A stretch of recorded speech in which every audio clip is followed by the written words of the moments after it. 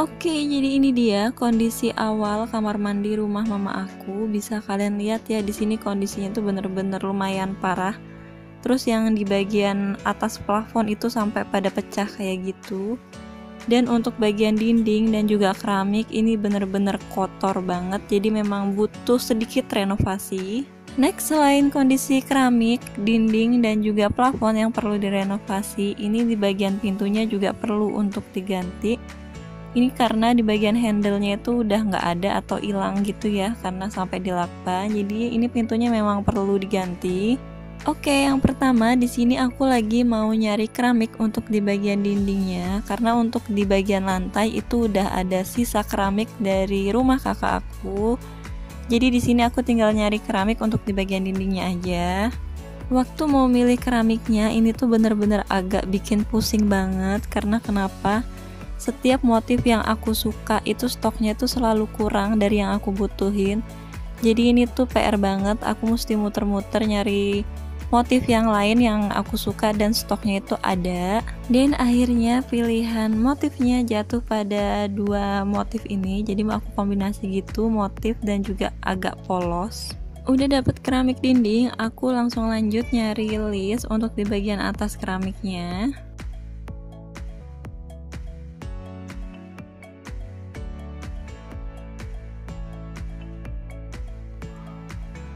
Dan akhirnya aku pilih motif yang ini yang agak nyambung gitu sama keramik dindingnya tadi. Keramik-keramik udah beres, aku langsung lanjut nyari ke bagian kloset karena emang aku mau ganti klosetnya. Yang lama itu kan masih pakai model kloset jongkok ya, dan aku sekarang mau ganti kloset yang duduk.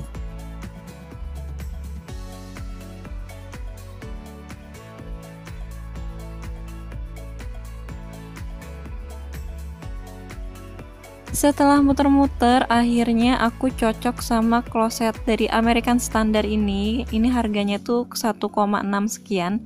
Tapi ini tuh udah dapet free jet showernya.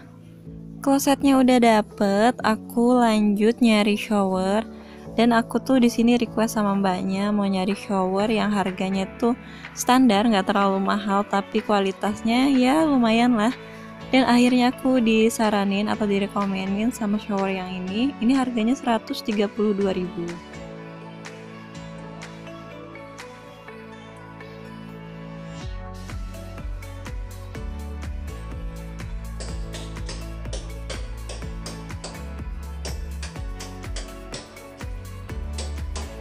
Selesai gempurin keramik, ini langsung lanjut masang keramik dinding.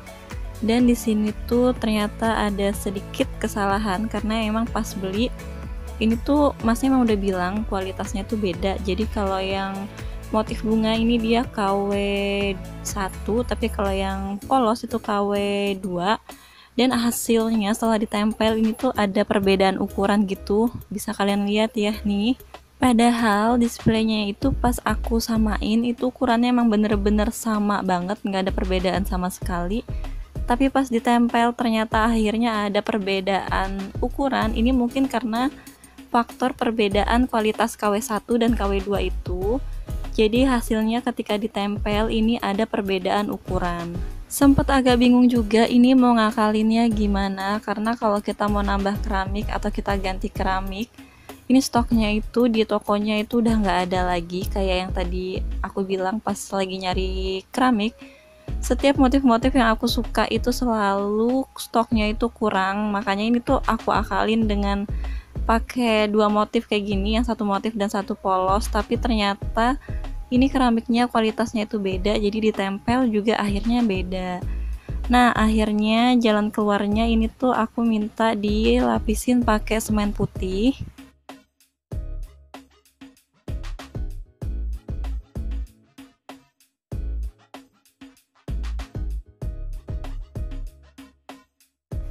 Bagian dalam kamar mandi udah selesai, sekarang aku mau lanjut masang stiker di pintu kamar mandinya. Ini sebelum aku pasang pintunya aku bersihin dulu, biar nanti stikernya tuh bener-bener nempel ke pintunya. Nah setelah pintunya bersih, aku langsung lanjut nempelin stiker pintunya. Untuk stiker pintu kamar mandi ini sendiri udah pernah aku review di video Shopee Hallroom Decor part yang ke-17. Untuk linknya nanti bakal aku taruh di description box ya.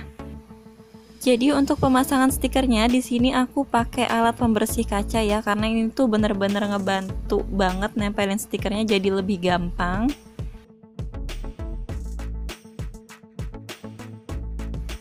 Terus kalau pas nempelin itu nanti ada gelembung-gelembung kecil. Nah, gelembung-gelembung kecilnya itu aku tusuk pakai jarum pentul. Terus nanti habis itu aku tekan-tekan lagi pakai alat pembersih kaca. Jadi nanti hasil nempelin stikernya itu jadi rapi. Next, bagian yang paling membutuhkan banyak kesabaran ini di bagian handle pintunya. Jadi di sini aku cutter stikernya itu bener-bener pelan-pelan banget, sedikit demi sedikit biar nanti hasilnya tuh rapi.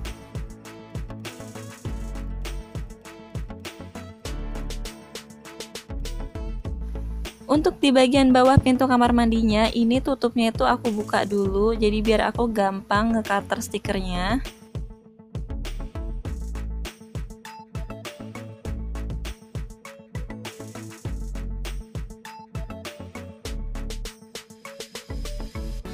Nah, kalau udah selesai nge-cutternya, baru deh aku pasang lagi yang bagian bawah tadi aku lepas.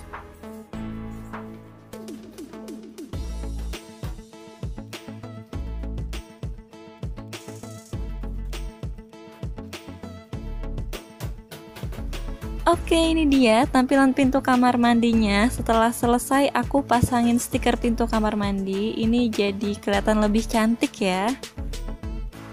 Sebelum kita ngeliat hasilnya, ini aku mau ngeliatin dulu kondisi awal kamar mandi rumah mama aku sebelum direnovasi ya.